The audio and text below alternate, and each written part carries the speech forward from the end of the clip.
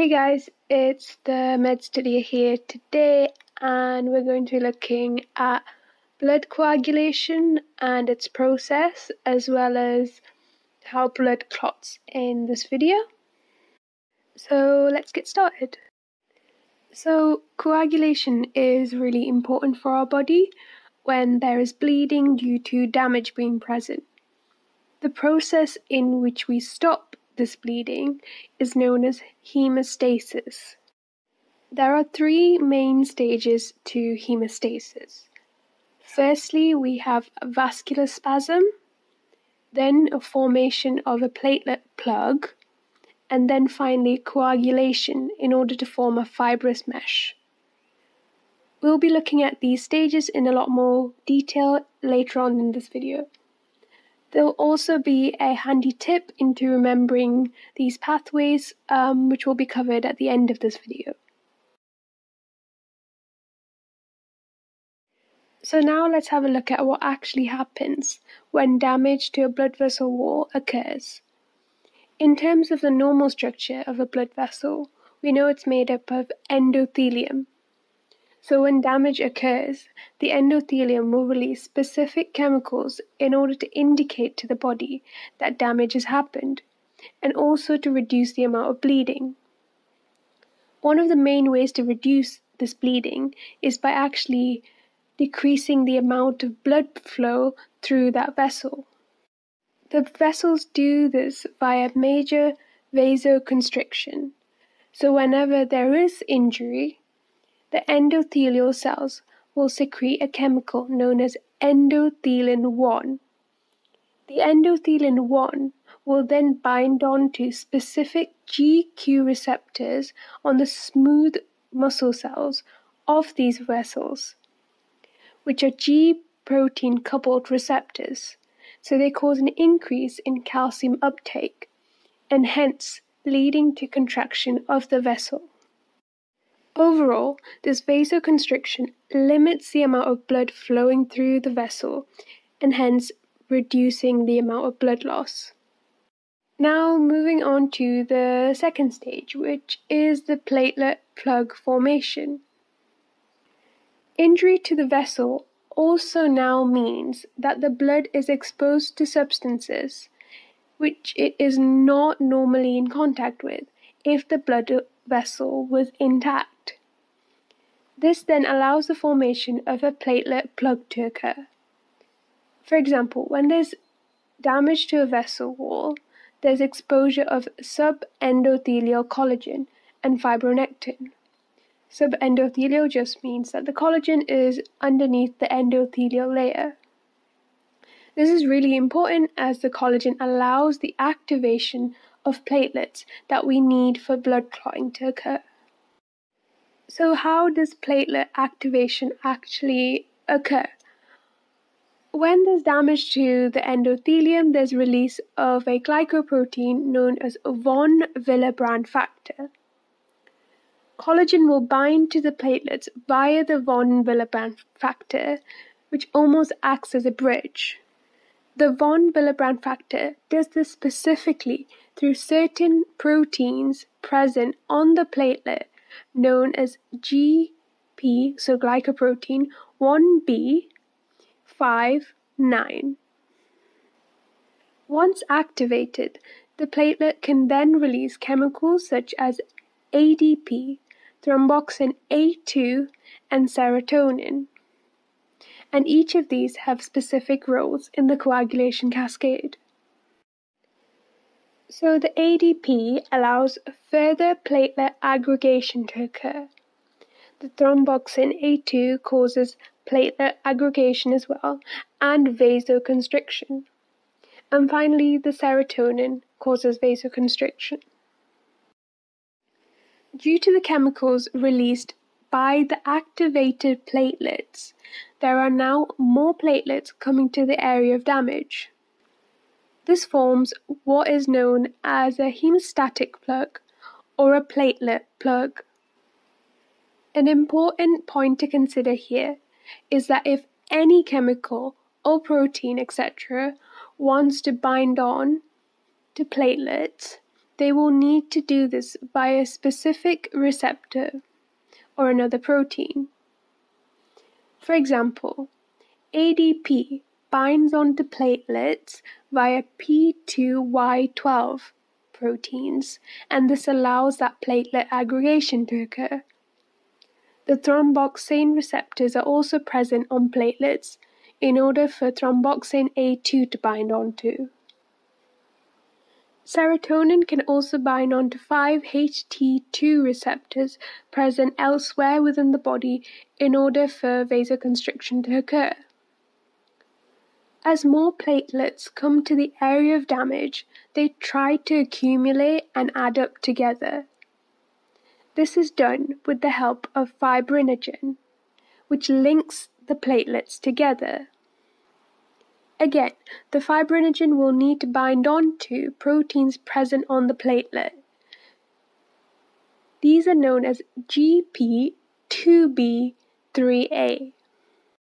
Okay, so let's just have a little recap now about what we've looked at so far.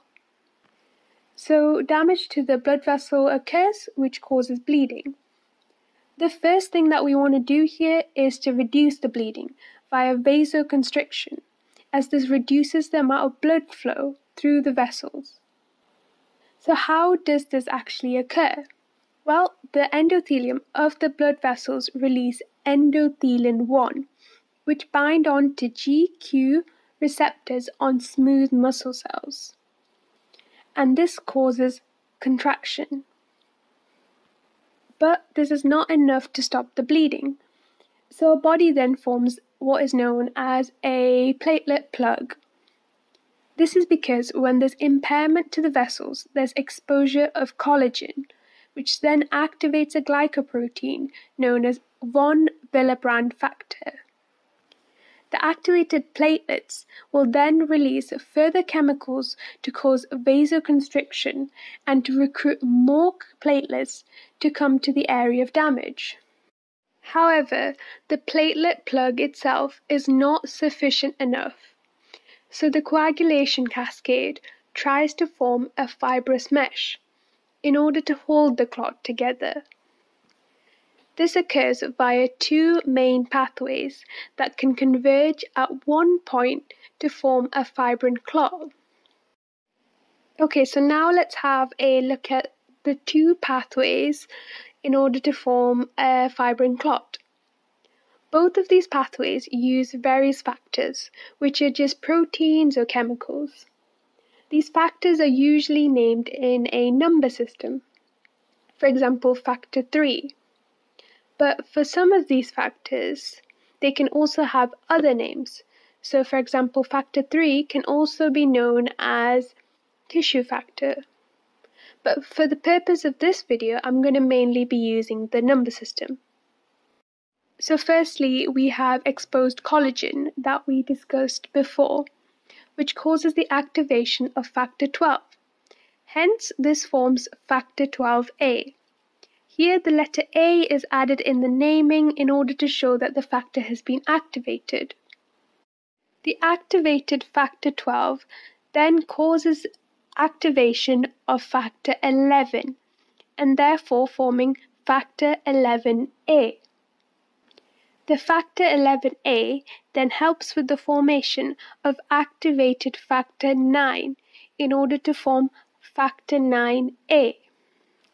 The activated factor 9, under the help of activated factor 8, will form activated factor 10.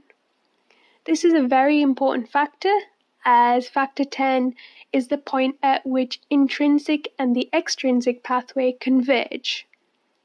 And a really good way to remember this is that factor 10 has the letter X, and X marks the spot. Therefore, from factor 10 down onwards, it's known as the common pathway. Now looking at the common pathway, so now we have activated factor 10, which under the presence of calcium ions and activated factor 5 forms activated factor 2, also known as thrombin. The thrombin, or activated factor 2, will finally activate factor 1 in order to form activated factor 1, which is also known as fibrin, hence forming a fibrous mesh. And just to point out here, activated factor 2, or also known as thrombin, is involved in activating those extra factors that we discussed, which is factor 5 and factor 8. Okay, now we'll look at the extrinsic pathway and then finally some tips into remembering both of these pathways. The extrinsic pathway is a lot shorter than the intrinsic pathway and takes around 30 seconds. So we have the release of factor 3 when there is damage to the endothelium. This then activates factor 7 into factor 7A. That also helps in forming activated factor 10, and hence converges with the intrinsic pathway at this point. And remember, the activated factor 10 then leads on to the formation of thrombin and then eventually a fibrin clot. For the last part of this video, we'll have a little recap and then think about some ways into remembering the extrinsic and then the intrinsic pathway.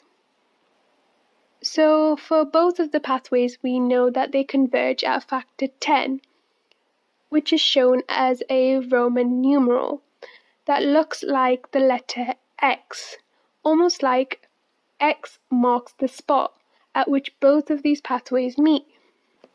Then for the intrinsic pathway, if we then count down from factor 12, we'll have factor 11, then factor 9, and then factor 8, which are activated.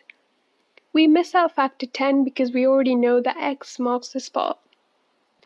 Then for the extrinsic pathway, we only have two main factors, just factor 3 and factor 7. The sum of these factors are also 10.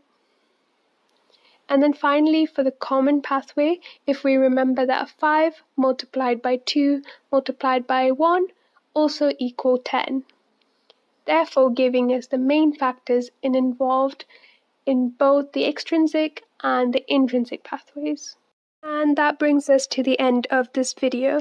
Hope you guys really enjoyed it. Remember to like, subscribe, and comment below. And follow me on Instagram at the MedStudier.